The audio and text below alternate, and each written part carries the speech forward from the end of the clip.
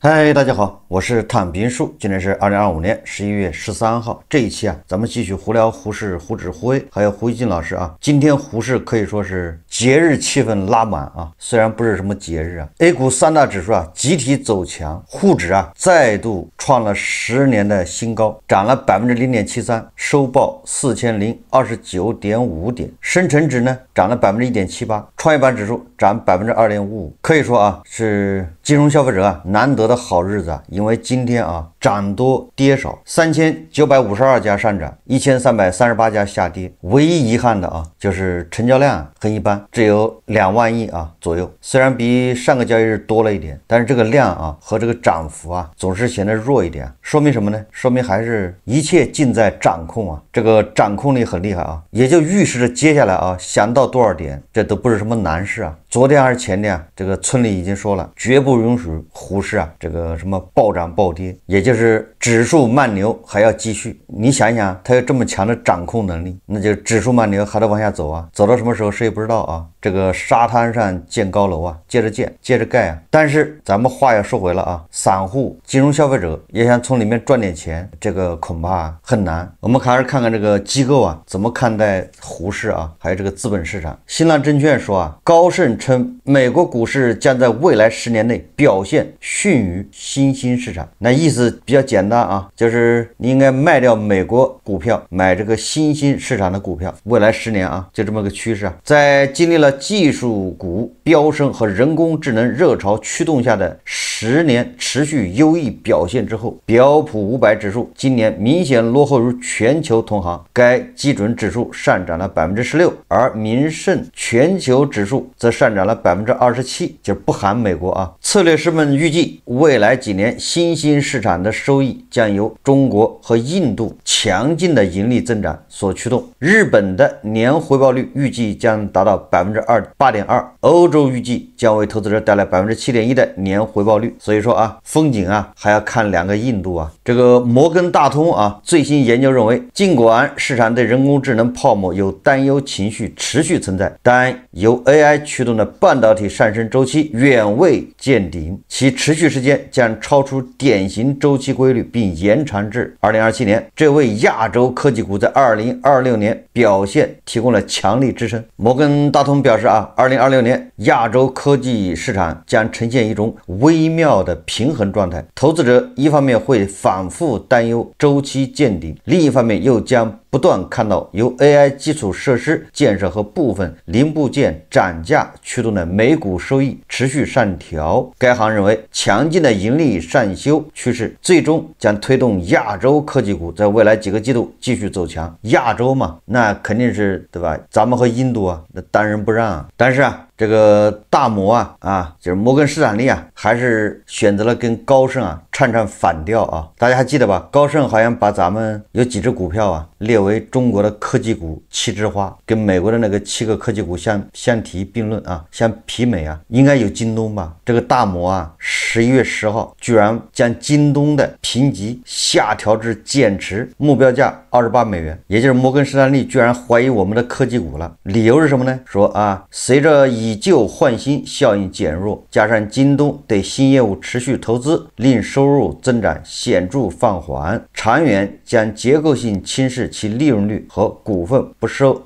益率，削弱其提高股東回報的能力，因此將京東評級下調至減持，並將目標價從39美元下調至28美元。這個大摩顯然是忽視了忘了京東人家也開始造新能源汽車了，或者是這個大摩認為新能源汽車持續的拖累京東的每股收益。總之這都屬於唱衰咱們科技股我们再看看國內的專家怎麼說的又是新浪證券報道說三中一華和國泰海通證券等龍頭券商2026年 A 股研判悉數出爐。整體來看，頭部券商對明年 A 股的行情均保持了一定程度的樂觀，牛市持續是主流觀點。國泰海通證券進一步指出說2026年中國轉型牛升勢遠未結束，中國經濟轉型無風險收益下沉與資本市場改革將放大牛市思維，市場高度有望超出共識，並挑戰10年前高。哎，今天就已經挑戰完了啊，再挑戰的挑戰15年前高吧。总之啊，这個相當樂觀吶，市場洋溢着一片樂觀的情緒啊。當然了，這個外資啊，看樣子不光是唱多啊，胡適。根據央視新聞啊，這個外資啊，居然還加倉啊，說前40大投資機構中國股票持倉升至1.1%，全球前40大投資機構的中國股票持倉創2年多新高。瑞銀投資銀行近日發布報告稱，今年3季度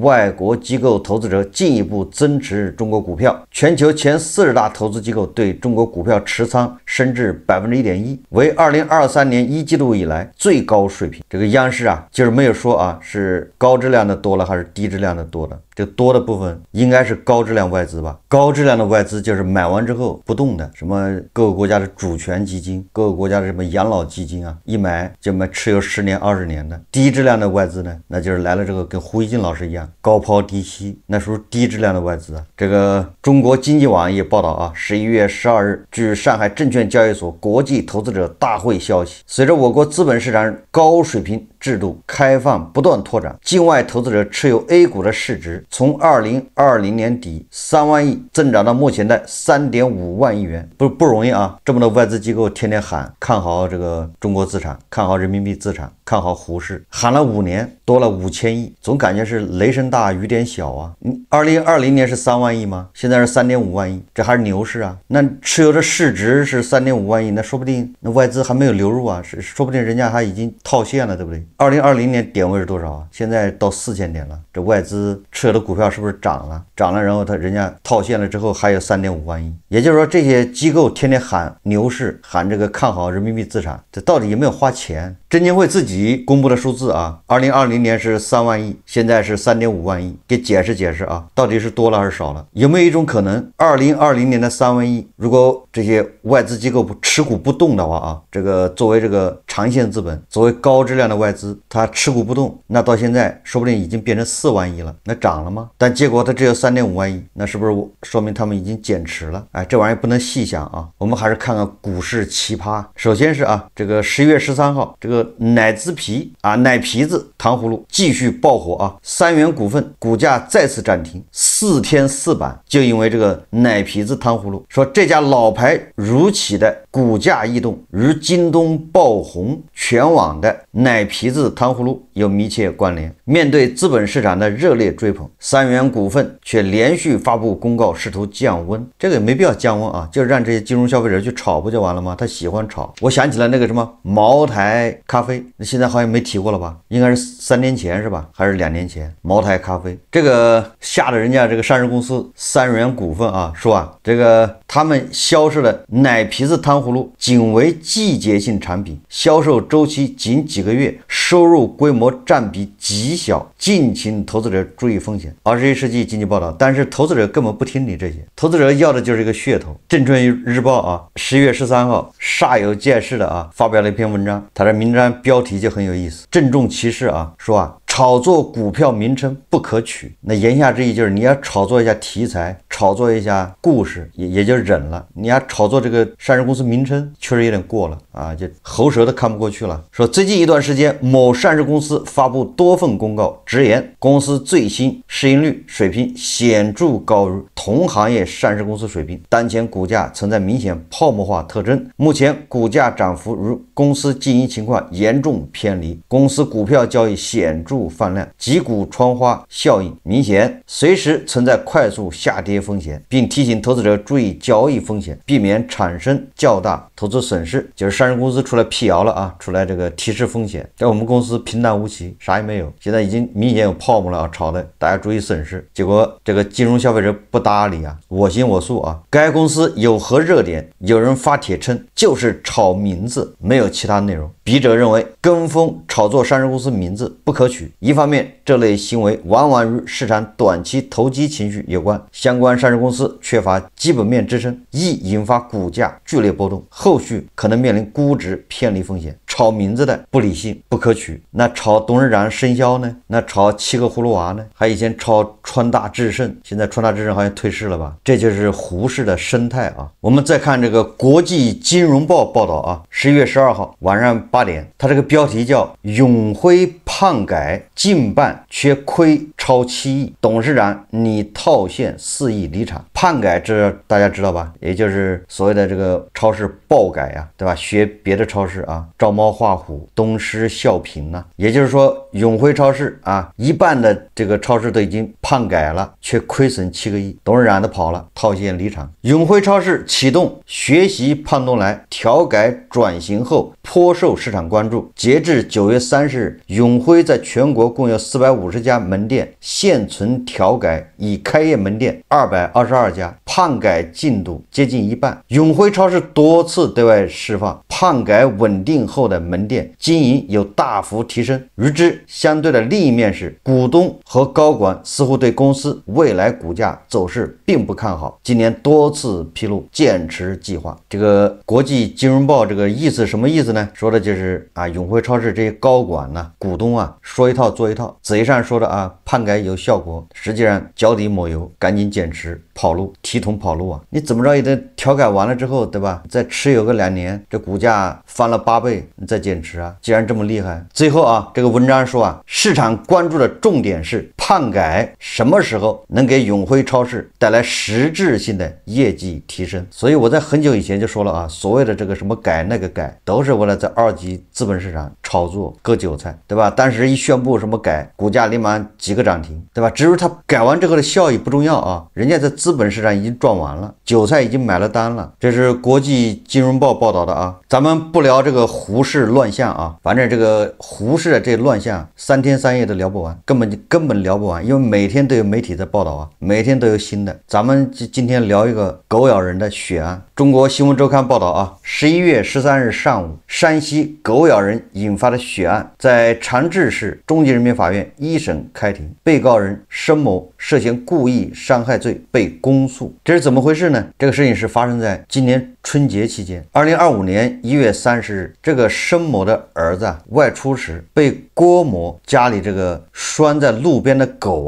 咬了，這就是狗咬人了啊！狗咬人不是新聞呢，後面發生的才是新聞。這個被咬的申某兒子就把那個狗給摔死了。這個申某就是這個案子的被告。申某的兒子被狗咬了，申某的兒子把狗摔死了。然後呢，這個申某的兒子呢說到這個他們家去想去跟人家說這個事兒把你們家狗摔死了，但是他們家沒人，據說門是鎖着的。然後這個申某的兒子就告訴他媽，也就是申某的妻子說這個報警到派出所去處理。但是那個郭某他們家沒有搭理，沒有去派出所處理。到了晚上，這個郭某就是死者郭某的妻子帶着3個人就到申某家裡理論，砸破玻璃，踹開大門，並與申某及其妻女發生爭吵。這個是案件材料顯示的這是就是已經由檢方形成了案件這個公訴的材料交到法院的。好，這個第一波是郭某就死者的妻子等3個人來到这個申家，然後後面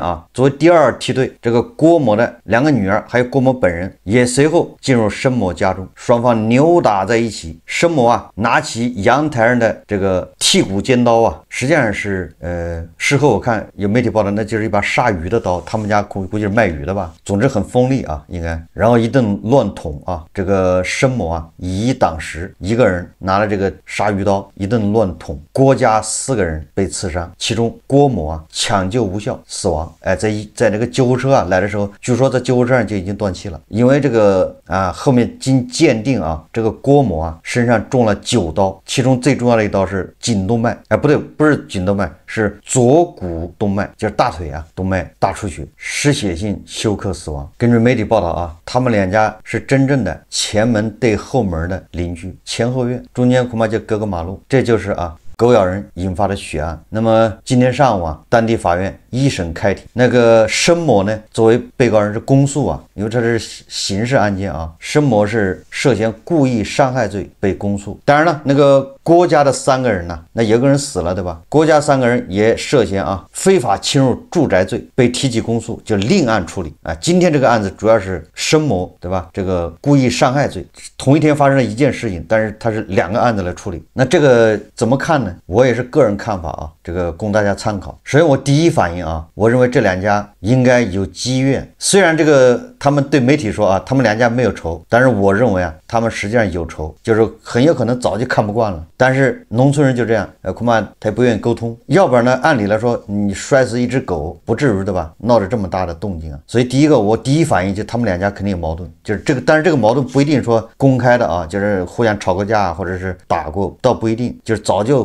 按我們俗話說啊，早就憋着一肚子火了。那這個狗咬人摔死狗，这只不過是個導火索，這是第一個啊。第二個呢，按照媒體報道啊，他這個狗啊是個土狗，用一個3-4米長的鐵鏈子啊鎖在那個他們家的門口路邊，然後這個狗因為鐵鏈子3-4米，所以這個狗呢就可以到達那個公共區域。好了，這個申某的兒子啊，當時喝了酒，那春節期間嘛，他同學來看他，他們家人啊那個車是不停在那個地方的，就是申某家的人車可能有車庫或者有前面有地方停，一般不往那停。但是他同学不知道啊，同学開車找他們家，導航導到那兒，一看有空地方，不就插進去了嗎？或者就在那個公共區啊，就在那兒停車，路邊停。好，恐怕正好那車停就在那狗的攻擊範圍之內，就那個公共區域嘛。然後這個申某的兒子跟申某同學喝完酒之後，他們要出去，他兒子就送他，然後上車的時候就被那個狗給攻擊了，咬了。不管申某的兒子有沒有喝酒，也不管這申某兒子啊有沒有去刺激那個狗，總之那個狗咬人就是不对，因為他在公共區域，你就是拴着都不行。你要拴，你拴在你們自己家裡面，對吧？你不要以為拿鐵鏈子拴了就沒事了，你拴了之後，你在公共區域咬了人，那就是你的責任。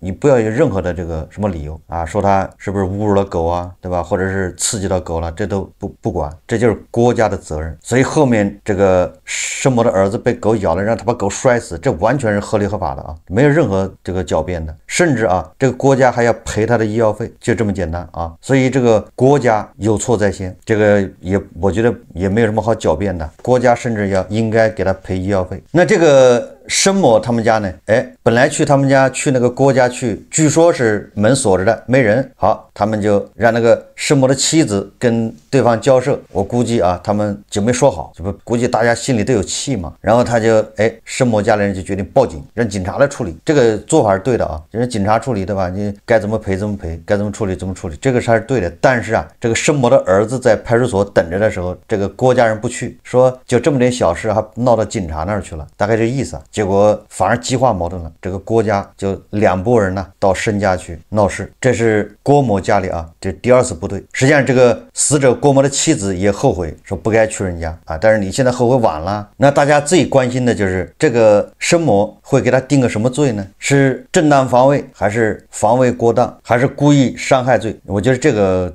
都有可能，因為更詳細的東西啊咱們也沒有看到。再說了，咱們也不是啊專業學法律的啊，但是我個人認為啊，應該是在這個正當防衛和防衛過當之間啊。為什麼這麼說呢？就是我覺得他要算正當防衛的話，這個有點勉強，這是我的觀點啊。為什麼勉強呢？這個在農村裡都這樣，就是他們上門啊並不是奔着人去的，就是郭家這麼多人去啊，無論是他在接受記者採訪，還是在法院交代的啊，還是在公安機關交代的，還是說單持事實，還是說郭家人的申某就是他們家人的說法，都指向一個，就是郭家這2批人去啊，都不是奔人去的，是奔着毀壞財產去的。這個非常符合農村的糾紛啊。這個農村裡有點屁大點事，一旦有糾紛啊，那一定是奔你家去砸鍋。這個有農村生活經驗的都懂，砸鍋把你鍋給砸漏了，把你水缸給砸漏。那過去農村玻璃少啊，所以說砸玻璃是個稀罕物，沒有玻璃可砸，也沒有什麼電視機，對吧？那過去農村哪有電視機呢？沒有這麼值錢的東西啊，值錢的東西就是鍋，還有那個水缸，那也容易破壞啊，上去一大石頭往里一扔一砸，对吧？或者拿個鋤頭進去把你那個灶台都給扒倒了，這個非常符合農村的這種矛盾的這個暴力的特點，就是一般不會直接上去就奔人。所以說你看這個郭家啊，他們雖然是拿着東西去的啊，去了就是砸玻璃，他北方人就是那個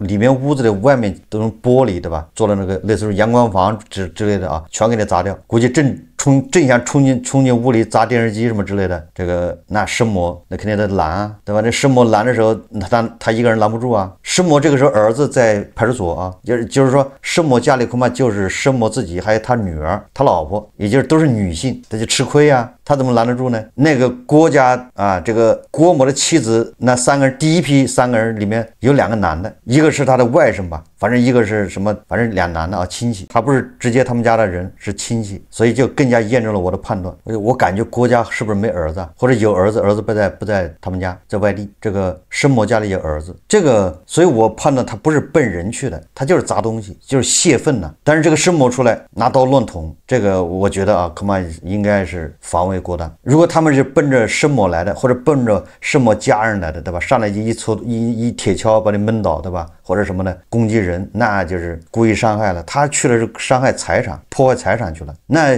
這個申某他是為了保護財產是吧？跟他發生打鬥，這個亂中啊，那肯定你人家要砸你的東西，你攔着人家給你推你啊，对吧？就發生這種，那肯定人多，然後結果這人他一急拿刀就亂捅。但是我認為就這麼個情況。如果說他們這麼多男的啊，就是奔着這個申某來的，那這不申某都沒機會還手啊，對吧？我不信申某難道是闖武高手嗎？通背拳高手，或者是八卦掌门那麼厲害？他手上沒東西，對吧？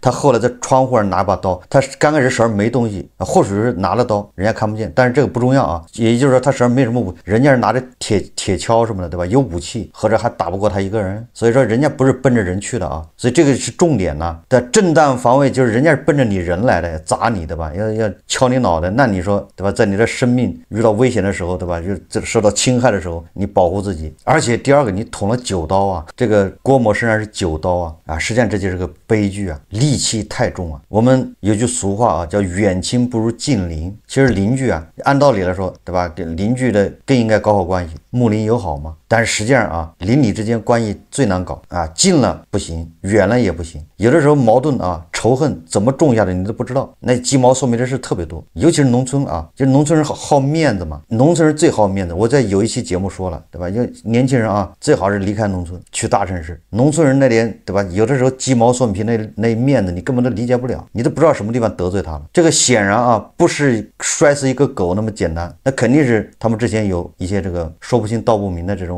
恩怨，憋了一肚子氣了。作為郭某啊，他肯定認為，對吧？你把我狗摔死了，你来給我道歉，我有面子。你要跑到派出所去，这个派出所扯不清，对吧？還要我賠錢啊，肯定不願意啊，對吧？你來跟我道個歉。那個申某覺得我憑啥給你道歉呢？對吧？你狗咬了我，對不對？你還得賠錢，對吧？都是面子，而且雙方啊，這個脾氣都大，戾氣。雖然說摔死狗這個我也挺支持的，但是還是脾氣大了點。那個狗是鐵鏈子拴着的，咬了你，對吧？那你就找人家主人沒毛病啊。但是你說就把它摔死吧，怎麼說呢？多多少少是吧，有點這個脾氣暴躁啊，也不是什麼善茬。如果那個狗是這個沒有鐵鏈子拴着，哎，那你說我為了保護自己，對吧？我怕它再次攻擊或者攻擊我的朋友，我把它給摔死，我打死的，這個還說得過去啊。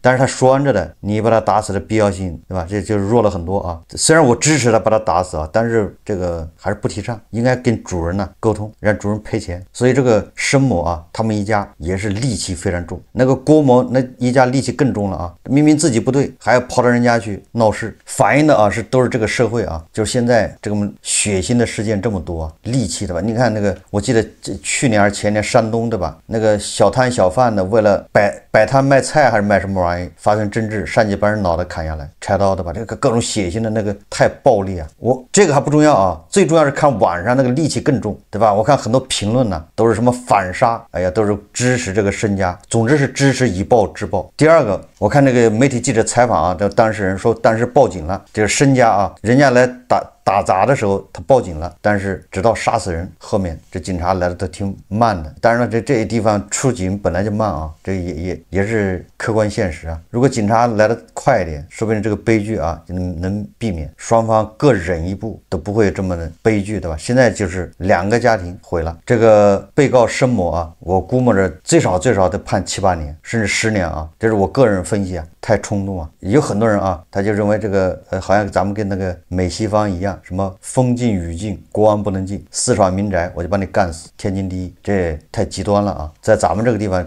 你這樣是不行的，你還得分人家到你家來幹什麼，不要太極端，也就是戾气太重啊！我就看網上很多留言評論呢，都是各种什麼反殺叫好的，然後这個說這個申某無罪的，我個人認為啊，這個有可能是防衛過當。當然，我法律我也不專業啊，這還是到時候看法院怎麼判，律師對吧？而且很多證據啊，很多東西咱也不清楚，我只是以我的經驗來判斷。就他們郭家這2批人去啊，並不是奔人去的，恐怕他們出發的時候也沒想着把他們家人打死打傷一個，他們想的就是出气，对吧？你把我狗给摔死了，我也扯不清了，对不对？這個吃了個暗虧，我也把你們家東西給砸了，你看這符合農村人的想法啊，事態擴大了，失控了。好，這期節目啊，我們就聊到這裡，感謝大家收看。如果喜歡我的節目，歡迎訂閱、轉發，也可以在下方留言評論，謝謝大家。